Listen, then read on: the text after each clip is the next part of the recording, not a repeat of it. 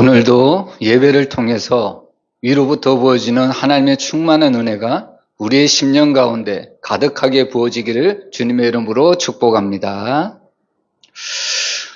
오늘 말씀을 보면 오늘 이 베드로가 고넬료의 가정에서 복음을 전할 때에 성령이 내려오셨다고 증거합니다. 여러분, 사람이라는 존재는 낮은 데서 높은 데로 올라가려고 하지 높은 데서 낮은 데로 내려오려고 하지 않습니다. 높은 곳을 맛본 사람들은 쉽사리 낮은 곳으로 내려오지 않는다는 말씀입니다. 근데 우리가 믿는 하나님, 우리가 아는 예수님, 우리에게 보내주신 성령님은 그 높으신 곳으로부터 우리에게 있는 낮은 곳으로 이 땅에 오셨다고 성경은 증거하고 있습니다. 그래서 오늘 특별은 오늘 베드로가 말씀을 증거했을 때 성령이 임했다고 증거를 하는데, 오늘 우리는 본문을 통해서 우리가 세 가지 은혜를 함께 나누어 보고자 합니다. 첫 번째로 성령은 어디에 임하느냐? 바로 하나님의 말씀이 선포되는 곳에 성령이 임합니다. 우리 44절 우리 한번 같이 읽어보겠습니다. 베드로가 이 말을 할 때에 성령이 말씀 듣는 모든 사람에게 내려오시니. 여러분, 지금 성령이 언제 임했습니까? 바로 베드로가 하나님의 말씀을 선포할 때 성령이 임했다고 성경은 분명히 증거를 하고 있습니다. 바로 이 베드로가 설교를 마치기도 전에 성령께서 말씀을 듣는 모든 사람들에게 임하셨습니다. 우리는 이것을 통해 알 수 있는 것은 바로 성령은 반드시 하나님의 말씀과 함께 역사하신다는 것을 우리에게 보여주고 있습니다. 그래서 사실 하나님의 말씀이 선포되는 순간은 우리에게 성령을 받을 수 있는 기회가 된다는 말입니다.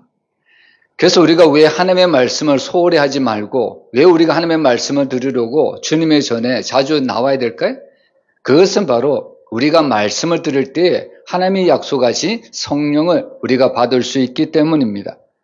그래서 우리는 날마다 하나님이 주신 은혜를 받고 성령의 충만함으로 우리는 담대히 이 땅에서 살아갈 수 있습니다.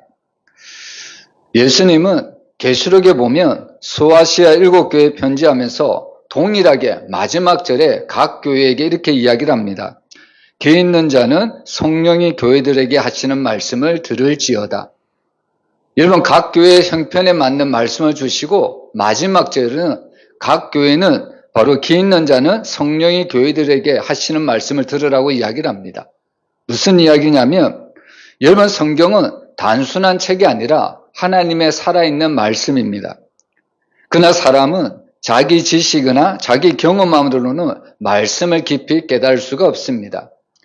우리가 눈으로 말씀을 읽긴 하지만 그 말씀이 무슨 뜻인지 우리가 이해할 수 없을 때가 많이 있다는 겁니다. 그래서 예수님이 말씀하시기를 들을 귀 있는 자는 들을지어다, 이런 이야기를 하십니다. 여러분, 들을 귀 있는 자는 들을지어다, 이 말씀은 바로 성령께서 우리의 귀를 열어주시고 깨닫게 해주셔야만 우리는 하나님의 말씀을 듣고 깨달을 수 있다는 의미입니다. 여러분, 지난 주일에도 이런 말씀을 제가 드렸죠? 믿음과 구원은 모든 사람의 것이 아니라고 말씀을 드렸습니다. 여러분, 우리가 성경도 읽고 또 복음을 듣는 많은 사람들이 있죠? 근데 어떤 사람은 성경은 읽기는 이뤄도 또 복음은 듣기는 들어도 그 복음을 도무지 깨닫지 못하는 사람들이 많이 있습니다. 우리가 이것을 통해서 무엇을 알 수 있냐면 바로 믿음과 구원이라는 것은 모든 사람의 것이 아니라는 겁니다.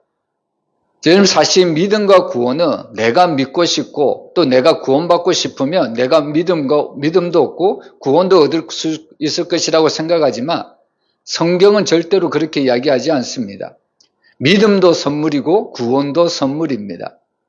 그래서 사실 우리에게 믿음이 언제 들려지느냐?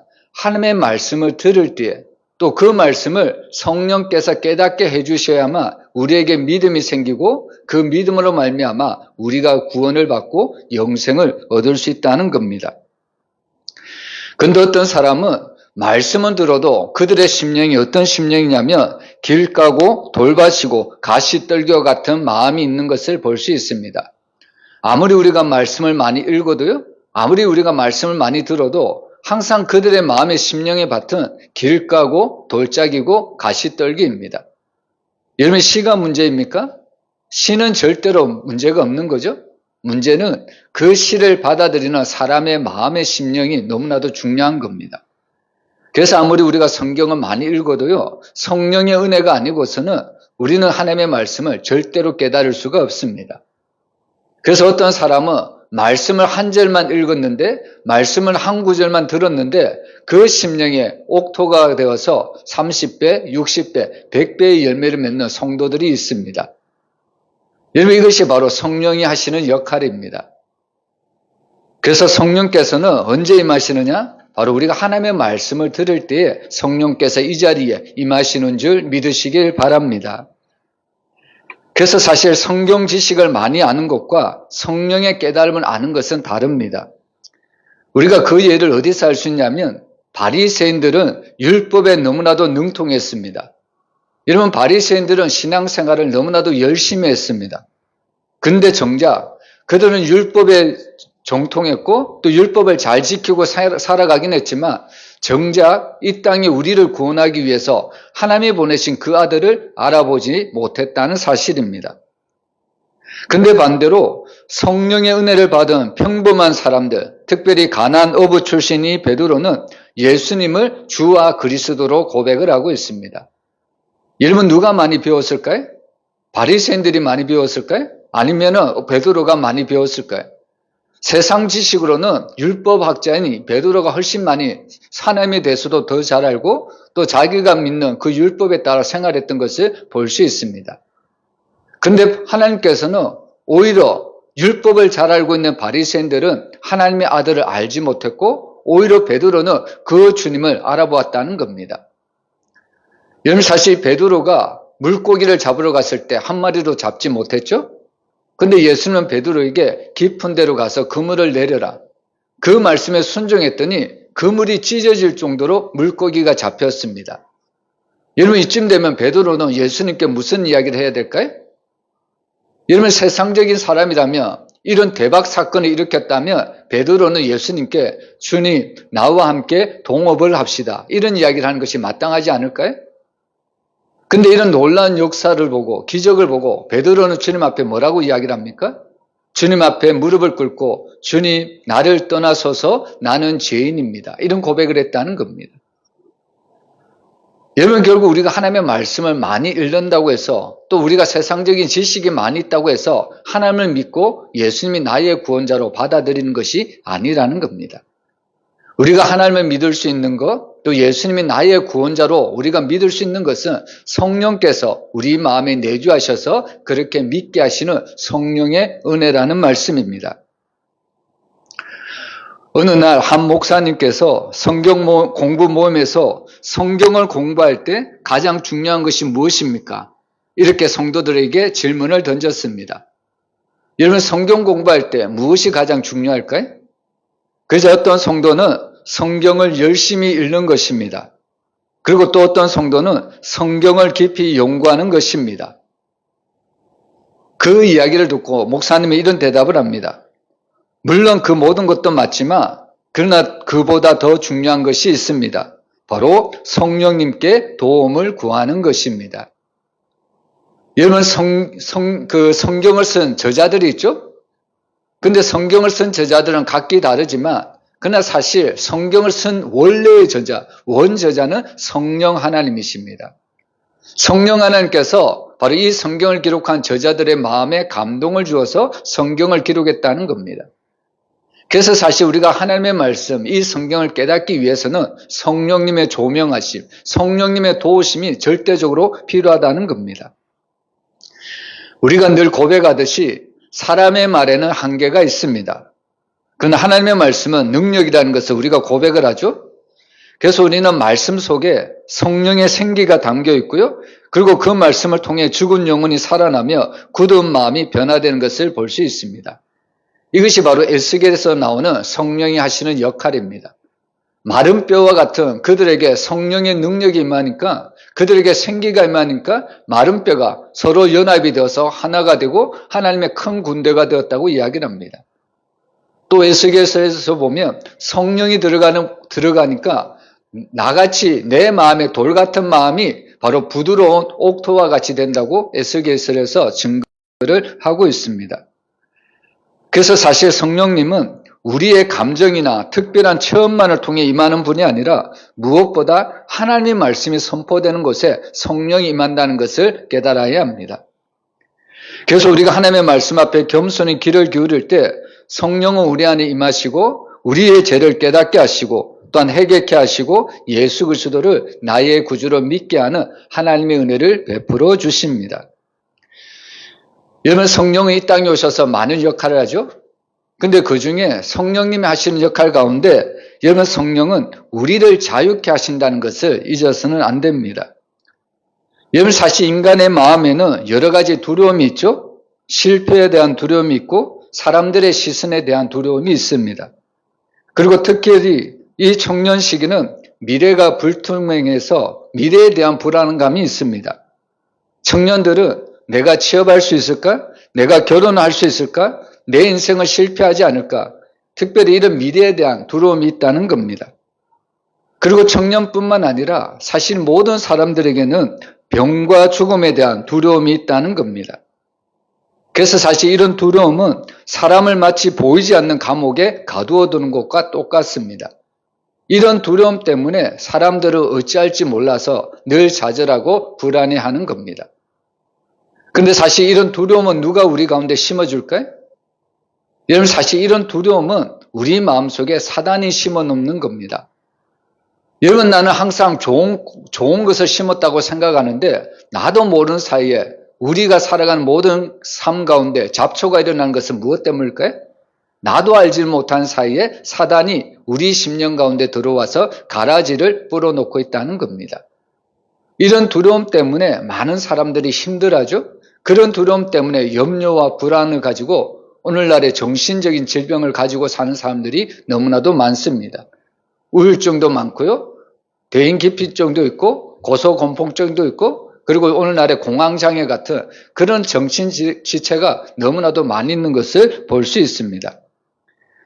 그런데 오늘 하나님께서는 성령이 오시면 이 모든 것으로부터 이런 두려움으로부터 우리를 자유케 하신다고 약속합니다. 우리 누가복음 4장 18절 19절 우리 같이 읽어보겠습니다.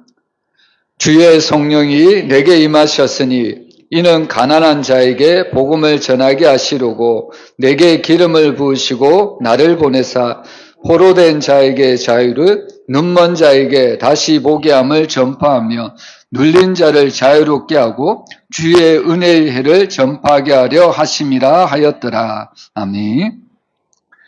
여기 보면 성령은 눌린 자를 자유케 한다고 말씀을 하고 있습니다. 여러분, 사실 두려움에서 자유롭게 하는 힘은 내 성격이나 내 노력이나 내 감정이나 내 의지에서 나오지 않습니다. 오히려 나만 믿고 이런 두려움에서 벗어나려고 하면 할수록 오히려 두려움 속에 더 깊이 잠기는 것을 볼 수가 있습니다. 근데 오늘 말씀을 보면 오늘 사단은 두려움을 우리에게 주어서 우리를 속박하고 우리를 두렵게 하지만 성령은 이런 모든 두려움에서 우리를 자유케 한다고 이야기를 하고 있습니다.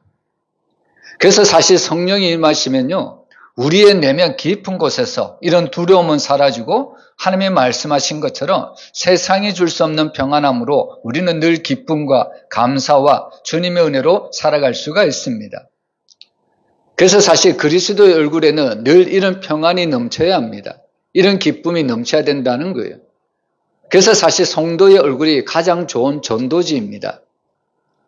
여러분, 믿지 않는 사람들이 우리 성도들의 얼굴을 바라봤을 때 정말 저 사람은 어디에서 저런 기쁨이 넘칠까?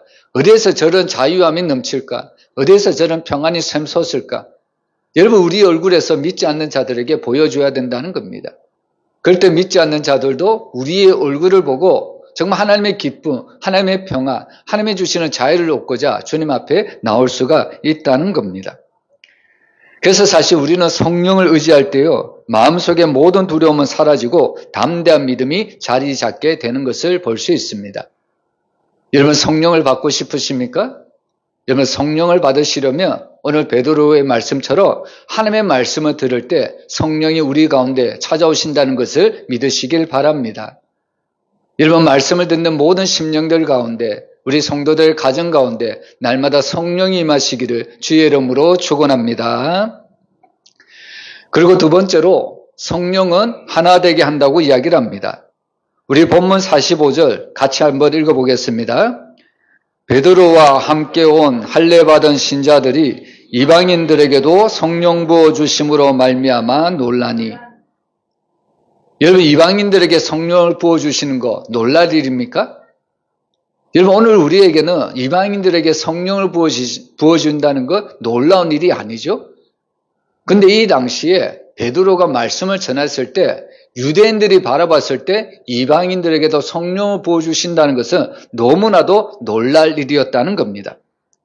우리는 그것을 통해 무엇을 알 수 있냐면 여러분, 세상에는 수많은 장벽이 있다는 겁니다. 여러분, 민족과 인종의 장벽이 있고요. 신분과 경제적 차이의 장벽이 있고 학벌과 사회적 배경의 장벽이 있고 심지어 교회 안에도 세대 차이와 문화의 장벽이 있는 것을 볼 수 있습니다. 오늘 본문에 봐도 유대인과 이방인의 장벽이 있었습니다. 우리는 그것을 어디서 알 수 있냐면 요나를 통해서도 베드로를 통해서도 잘 알 수 있습니다. 하나님은 요나에게 베드로에게 동일하게 이방인에게 가서 복음을 전하라고 하지만 그들은 처음에 가지 않습니다. 그 이유가 뭐냐면 기름과 물은 섞일 수 없다고 생각하기 때문입니다. 이 말은 달리 말하면 그들은 민족과 인종의 장벽 안에 갇혀 있었다는 겁니다. 근데 놀랍게도 오늘 이 베드로의 설교를 듣는 이방인들에게 성령을 부어주십니다. 여러분, 베드로의 말씀을 통해서 이방인들에게 성령을 부어주신 것을 보고 누가 깜짝 놀랐습니까? 여러분, 45절에 보면 누가 깜짝 놀랐냐면 베드로와 함께 온 할례받은 신자들이 이방인들에게도 성령 부어주심으로 말미암아 놀랬다는 겁니다. 여러분, 쉽게 얘기하면 자기도 말씀을 전했을 뿐인데 성령이 이들에게 임할 줄은 꿈에도 생각하지 못했다는 겁니다. 여러분, 가끔씩 목회자도 가끔씩 놀랄 일이 있는데 목회자도 단순히 어떻게 보면 하나님의 말씀을 증거했을 뿐인데 그 말씀을 듣는 성도들이 놀랍게 변화됨을 모습을 보면서 목회자도 깜짝 놀랄 때가 너무나도 많습니다.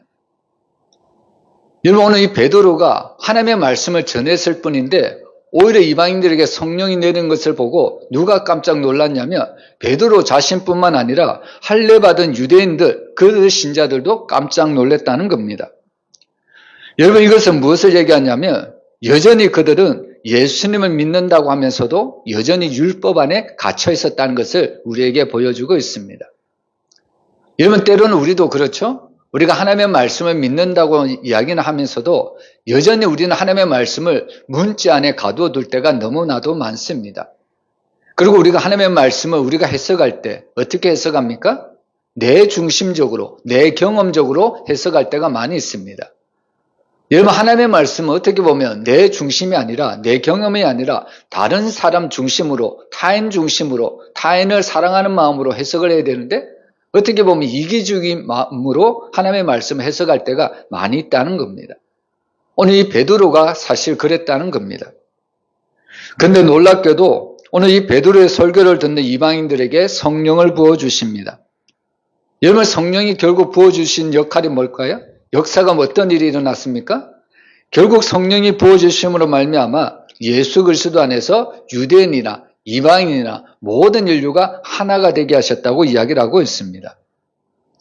그래서 사실 신앙생활이라는 것은 다른 말로 하면 조율이라고 말을 할 수 있습니다. 여러분, 우리가 악기를 연주하기 전에 꼭 하는 것이 조율이죠? 악기가 너무 타이트하면 조금 풀어주고요. 너무 느슨하면 반대로 조금 조아줘야 합니다. 어떤 민감한 연주자는 이 조명에도 음이 달라진다고 해서 수시로 이 음을 조율하는 악기자가, 연주자가 있다고 합니다. 그런데 문제는 뭐냐면 과연 어떤 음을 기준음으로 삼고 조율할 것인가? 이것이 너무나도 중요하죠? 여러분, 우리 교회에도 악기가 여러 가지 있잖아요? 과연 어떤 악기에다가 기준음으로 삼고 거기에다가 조율할 것인가? 이것이 너무나도 중요합니다. 만약에 자기가 연주하는 악기마다 자기가 연주하는 악기가 기준음으로 삼고 내 악기에 음을 맞추어라 이렇게 한다면 악기는 하나 되지 못할 겁니다. 악기는 하나 되지 못하고 각기 제각기 소리를 낼 겁니다. 이것은 고린도에서도 나오듯이 이런 악기로 연주하면 울리는 꽹과리 소리가 될 수밖에 없다는 겁니다. 그래서 사실 우리는 어떤 의미의 기준으로 삼고 신앙생활을 할 것인가? 여러분 성경 우리에게 분명히 밝혀주는데요. 여러분 신앙생활의 기준음은 나가 아니고 내가 아니고 예수님이 우리 신앙의 기준음이 되어야 된다고 분명하게 우리에게 가르쳐주고 있습니다. 우리가 잘 아는 고린도 교회는요. 나는 바울파다, 나는 아볼로파다, 나는 게바파다 이런 분열이 있었습니다. 그때 사도 바울은 이런 이야기를 합니다. 고린도전서 11장 1절 우리 같이 읽어보겠습니다. 내가 그리스도를 본받는 자가 된 것 같이 너희는 나를 본받는 자가 되라. 여기 보면 사도 바울은 첫 번째로 나를 본받는 자가 되지 말고 그리스도를 본받으라고 이야기를 합니다. 왜냐하면 자기 자신도 그리스도를 본받고 있기 때문입니다. 여러분 여기서 그리스도를 본받으라는 것은 어떤 의미냐면 예수 그리스도가 기준이라는 겁니다. 여러분 사도 바울은 우리가 잘 알듯이 정말로 하나님의 말씀 13권이나 되는 성경을 기록한 사람입니다. 너무나도 율법에 정통한 사람입니다. 가말리아 문화생으로서 그는 율법에 정통한 사람입니다. 어떻게 보면 오늘날 교수라고 이야기할 수도 있겠죠? 그는 교수로서 가르치는 학생들에게 나만 믿고 나만 따르고 내가 가르치는 지식을 습득하라 이렇게 이야기할 수도 있을 겁니다. 근데 오늘 사도 바울은 그렇게 이야기하는 것이 아닙니다. 내가 그리스도를 본받는 자가 된 것 같이 너희는 나를 본받는 자가 되라 이렇게 이야기를 합니다. 근데 그 두 번째 보면 너희는 나를 본받는 자가 되라 이 말씀을 가지고 때로는 우리가 이렇게 생각할 수 있죠. 목사님 여기 보면 사도 바울도 나를 본받는 자가 되라고 이야기하지 않습니까? 이런 이야기를 할 수도 있는 거죠. 근데 사실 이 의미는 그런 의미가 아닙니다. 여러분 우리가 운동장에 가보면 우리가 줄을 맞추죠? 줄을 맞출 때 제일 먼저 기준이 되는 사람이 있습니다. 그 기준이 되는 사람을 중심으로 좌우, 앞뒤로 이렇게 줄을 맞추게 된다는 겁니다. 그래서 이 사도 바울은 뭐라고 이야기하냐면 항상 그 기준은 바로 예수님이라는 겁니다. 그리고 그 기준 대신 예수님 뒤에 지금 사도 바울이 서 있는 겁니다. 그리고 사도 바울이 이야기하는 것이 예수님이 기준이 되고 내가 그 뒤에 서 있기 때문에 너희는 나를 본받는 자가 되라. 무슨 의미냐면 너희는 바로 내 뒤에 서기만 하면 된다는 겁니다. 물론 우리가 하나님을 보고 예수님을 보고 직접적으로 보고 신앙생활을 하면 좋겠죠? 근데 빌립이 예수님께 이런 질문을 던지잖아요. 하나님을 내게 보여달라. 그때 예수님의 답변이 뭡니까? 나를 본 자는 아버지를 이미 보았다고 이야기를 하는 겁니다. 여러분 마찬가지로 여러분 우리는 예수님을 통해서 하나님을 바라볼 수 있듯이 우리는 사도 바울을 통해서도 우리는 예수님을 볼 수가 있다는 겁니다. 왜냐하면 사도 바울은 지금 기준 대신 예수님 뒤에 서 있기 때문입니다. 그래서 사도 바울은 너희는 나를 본받는 자가 되라는 것은 물론 우리가 예수님을 직접적으로 보면 우리가 더 좋겠지만 굳이 그렇게 하지 않을지라도 지금 기준 대신 예수님 뒤에 내가 서 있기 때문에 너희는 내 뒤에 서기만 하면 너희는 자동적으로 예수님을 나의 기준으로 삼고 살아갈 수 있다는 이야기입니다. 그래서 항상 신앙생활의 기준은 내가 아니고요. 바로 예수님이 되어야 된다는 것을 우리에게 말씀하고 있습니다. 여러분 어떤 아이가 그림을 그리면서 아버지를 따라 그 그림을 그리고 있습니다. 아버지가 원을 그리면요. 아이도 원을 그리고 아버지가 선을 그리면 아이도 똑같이 선을 그립니다. 그런데 아버지는 이 원을 그리고 선을 그릴 때 정확하게 그리지만 아이는 삐뚤삐뚤 그렇게 원을 그리고 그렇게 선을 긋습니다. 그런데 놀라운 것은 뭘까요? 여러분 이 아버지의 그림과 이 아이의 그림을 겹쳐보니까 아이가 비록 서툴지만 분명히 이 아버지를 따라가고 있다는 겁니다. 여러분 신앙생활이라는 것은 그렇습니다. 여러분 우리가 예수님을 기준으로 우리가 신앙생활을 할 때 비록 우리는 실수하고 넘어질 수 있습니다. 이 아이가 그림을 그린 것처럼 삐뚤빼뚤 할 수도 있다는 겁니다. 그러나 중요한 것은 비록 우리가 넘어지고 실수하고 삐뚤삐뚤 할 수 있을지는 모르겠지만 그럼에도 우리가 예수님을 나의 기준으로 삼고 살아간다면 나도 모르는 사이에 내 모습 속에서 내 성품 속에서 예수님의 성품이 나타나고 있다는 사실입니다. 이것이 너무나도 중요하다는 거죠. 여러분 오늘 우리는 성령이 하나 되게 하신 것을 힘써 지켜야 합니다. 근데 오늘날 세상에는 또 오늘날의 교회 안에서도 인간적인 방법으로 성도들이 서로 하나가 되려고 노력을 하고 있습니다. 근데 사실 인간적인 방법으로 하나가 되려고 하면 오히려 갈등이 부추깁니다. 오히려 인간적인 방법으로 하나가 되려 하면요, 더 큰 장벽이 세워질 수밖에 없다는 겁니다. 그러나 오늘 우리는 예수 그리스도라는 그 기준에 맞추고 성령 안에서 우리가 조율을 할 때 우리는 다툼이 아니라 오히려 아름다운 조화를 이루며 살아갈 수가 있습니다. 그래서 사실 성령은 바로 예수 그리스도 안에서 우리로 하나로 묶으신다는 겁니다. 여러분, 결국 우리에게 있어서 하나가 되게 하는 것은 우리의 힘이나 우리의 노력이 아니라 성령이 우리에게 주시는 하나님의 은혜라는 것을 믿으시길 바랍니다. 그래서 우리는 항상 예수 그리스도를 몸으로 하고, 예수 그리스도를 우리의 머리로 하고, 우리 성도들은 각 몸이 되었고 각 지체가 되어서 한 몸이신 이 예수 그리스도의 교회를 세워 나가야 된다는 겁니다. 여러분, 우리 예수 성안교회가 예수님을 나의 기준으로 삼고 온전히 성령으로 조율을 낼 때 우리 교회는 성령 안에서 하나가 될 수 있음을 믿습니다. 그리고 세 번째로 오늘 우리는 본문을 통하여 성령으로 세례를 받아야 된다고 말씀합니다. 우리 47절 48절 우리 한번 같이 읽어보겠습니다. 이에 베드로가 이르되 이 사람들이 우리와 같이 성령을 받았으니 누가 능히 물로 세례 베품을 금하리요 하고 명하여 예수 그리스도의 이름으로 세례를 베풀라 하니라. 그들이 베드로에게 며칠 더 머물기를 청하니라. 아멘.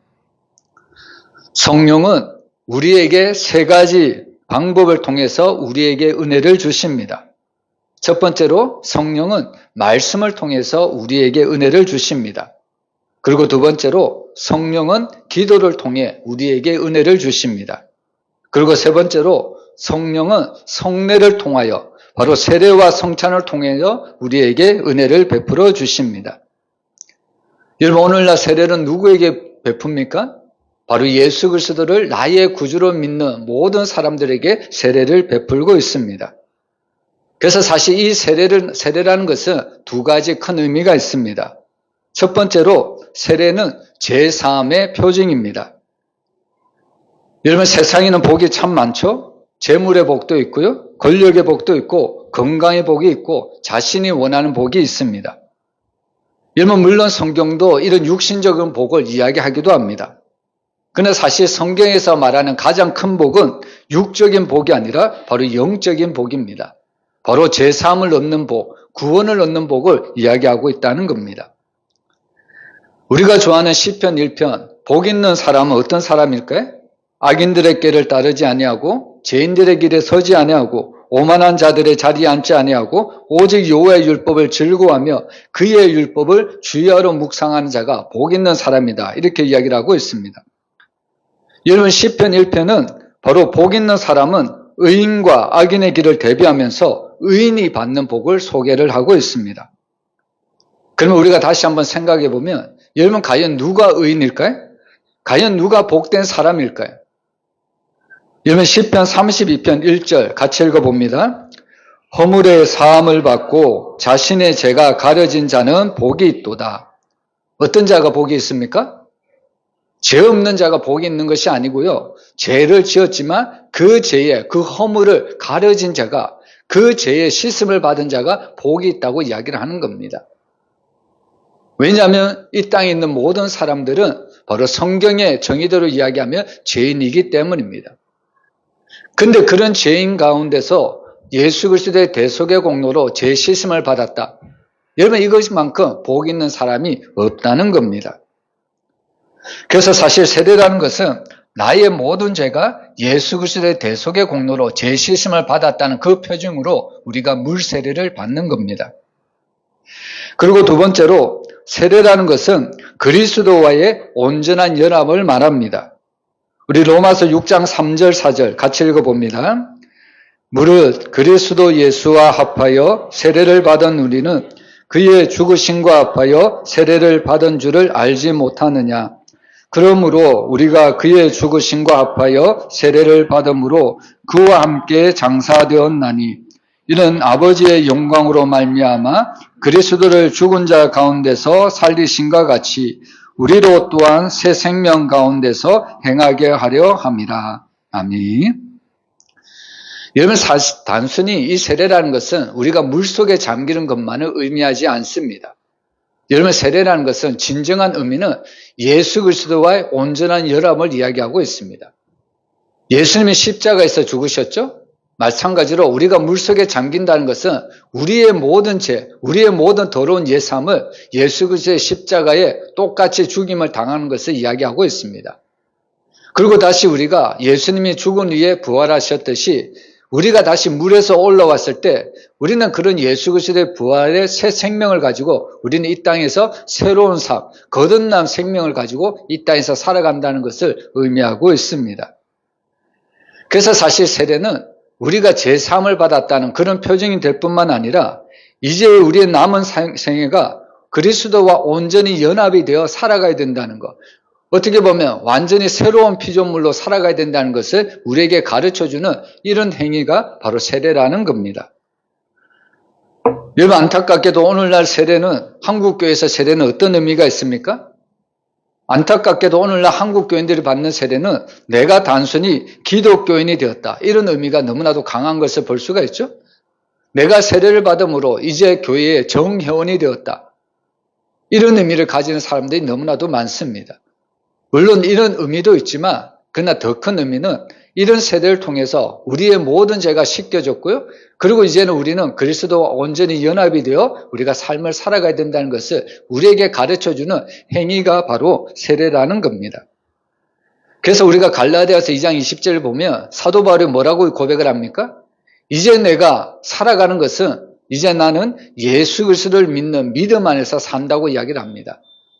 여러분, 이것이 바로 세례를 받은 참된 그리스도인의 표징이라는 겁니다. 여러분, 우리가 세례를 받을 때 놀라운 장면을 우리가 볼 수가 있는데, 여러분, 예수님이 요단강에서 세례를 받고 올라오셨을 때 하나님과 바로 그 성령님이, 삼위일체 하나님이 동일하게 나타나셨던 것을 볼 수가 있죠.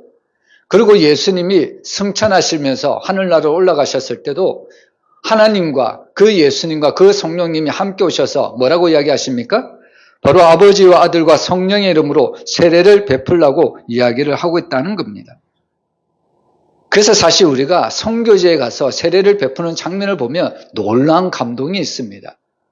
우리가 선교지에 가서 그 세례를 베푸는 장면을 보면 정말로 큰 은혜가 있는 것을 볼 수가 있습니다. 심지어 이슬람에서 기독교를 개종해서 세례를 받는 것을 보면 자신의 생명까지도 내놓고 자신의 모든 삶을 포기하면서까지 세례를 받습니다.